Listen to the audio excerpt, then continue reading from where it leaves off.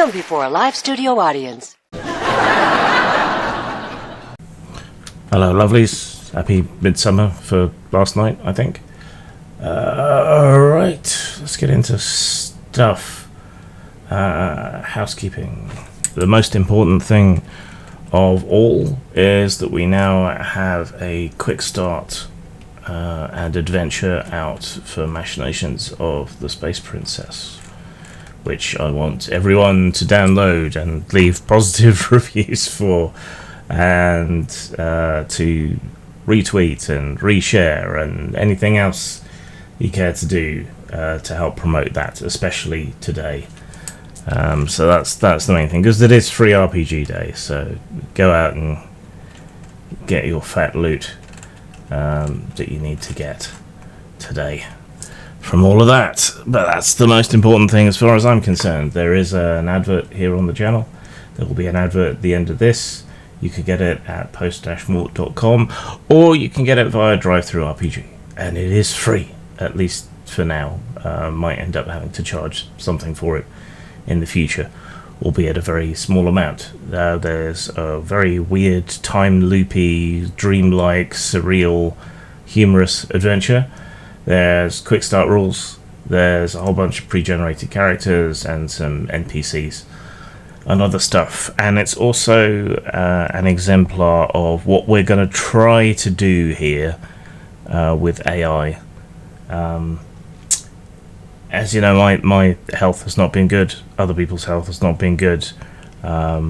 Also, there's a lot of neurodivergent people in or adjacent to the hobby.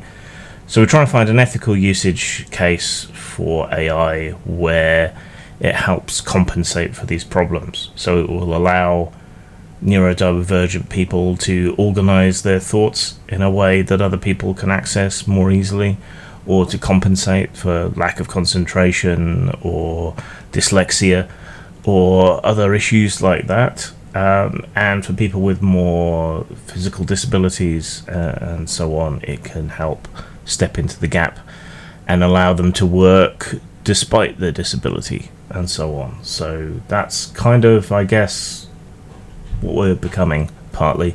This is also part of a project to start a zine, which will support Machinations going forward into the future.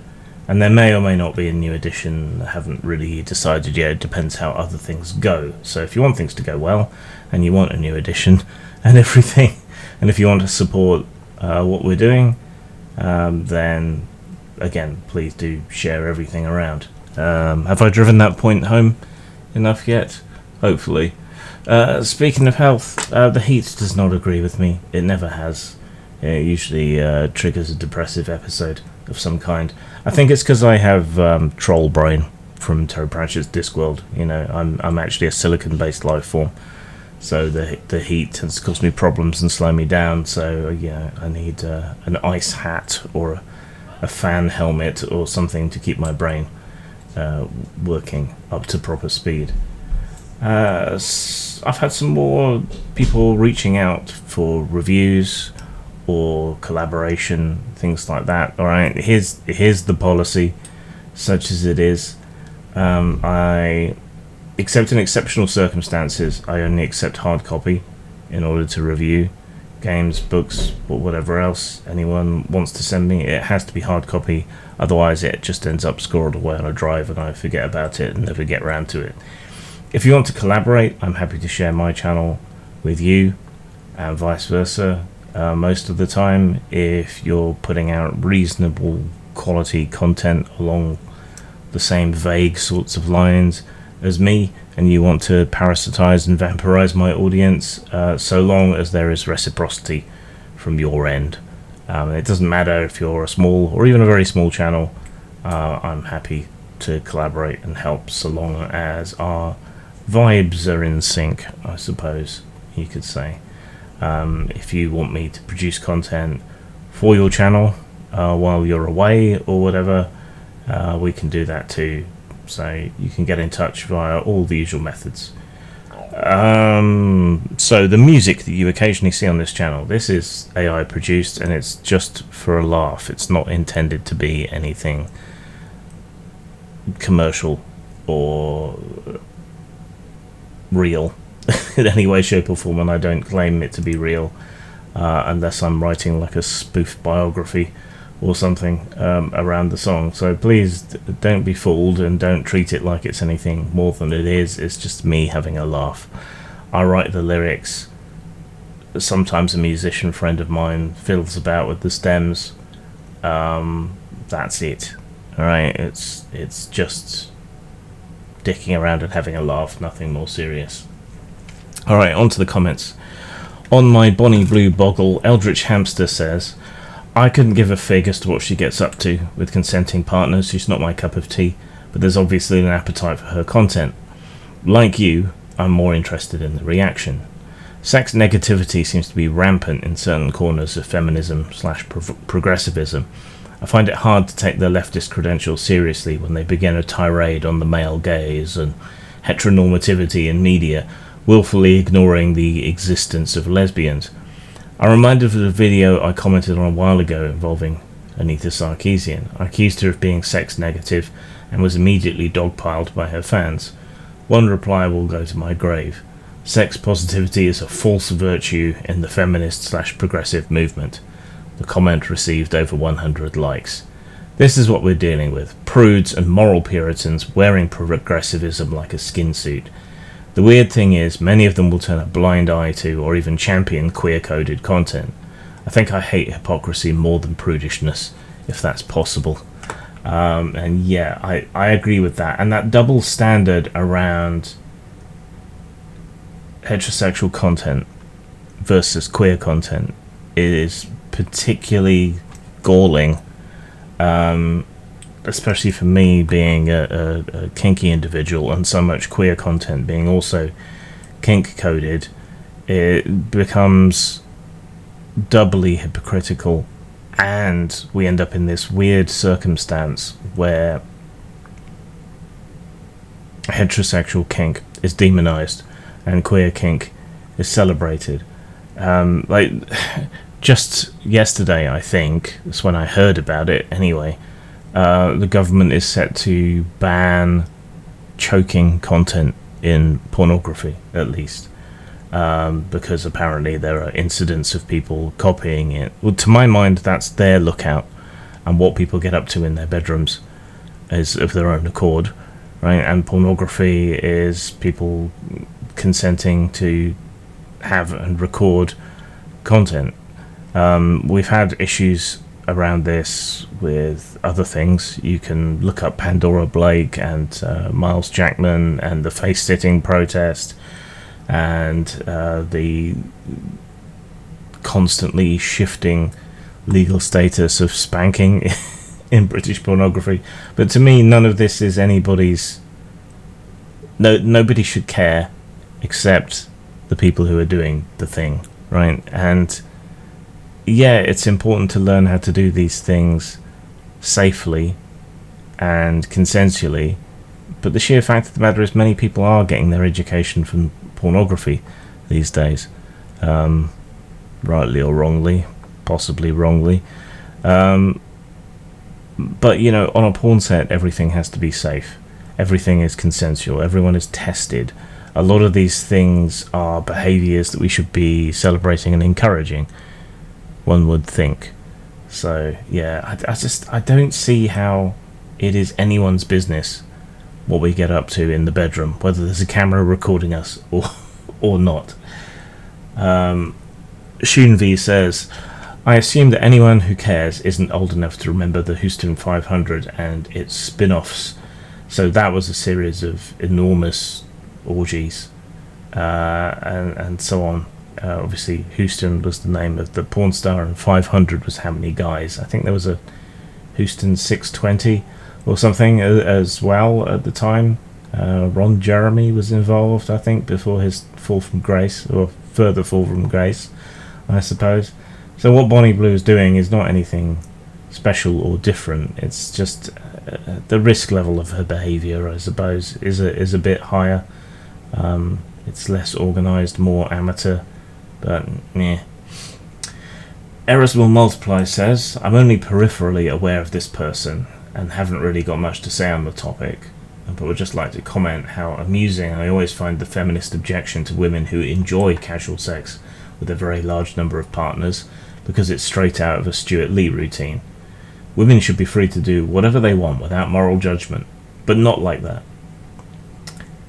Monkey Delicious says, after a brief reflection on the statistics, it would appear that this young lady welcomed more members last year than the AA.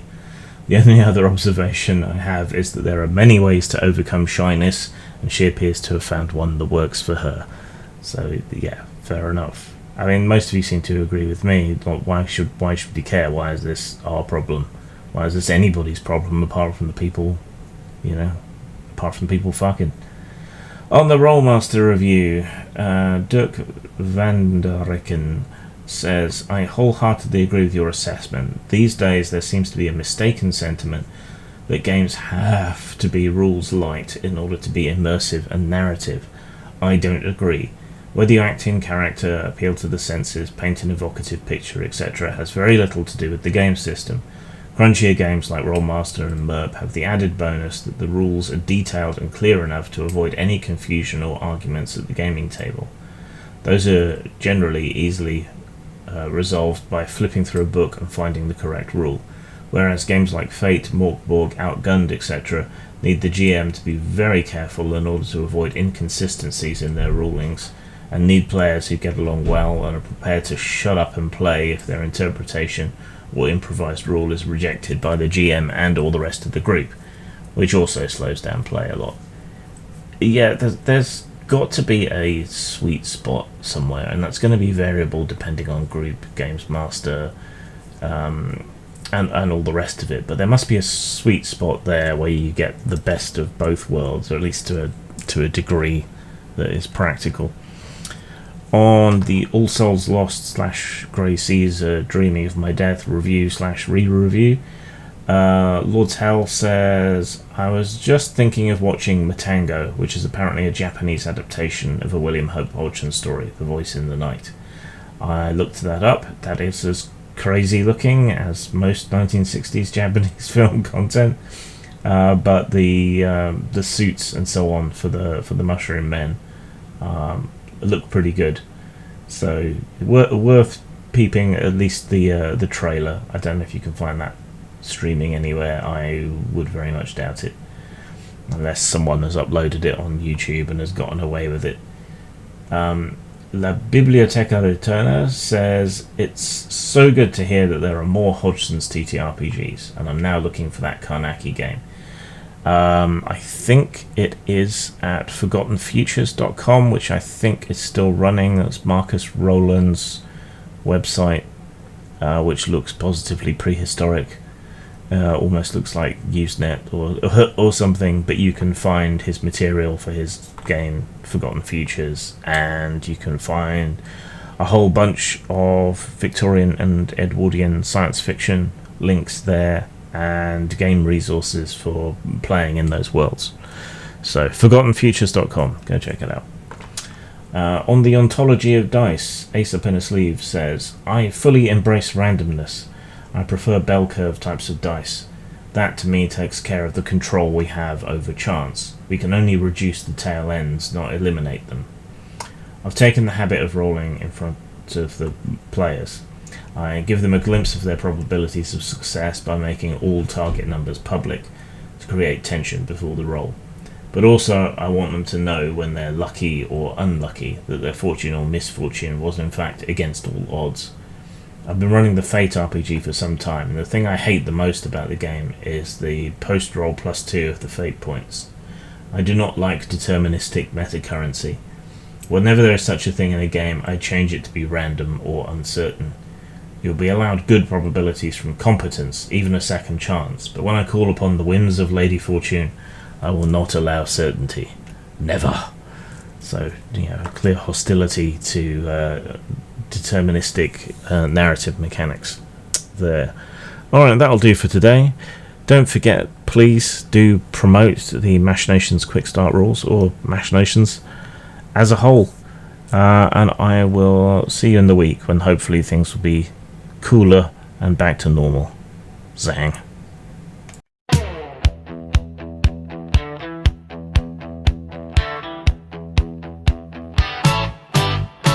My name's Grim. Now buy my shit. Here's a lady shaking her tits. Go to post-more.com. You'll find our products are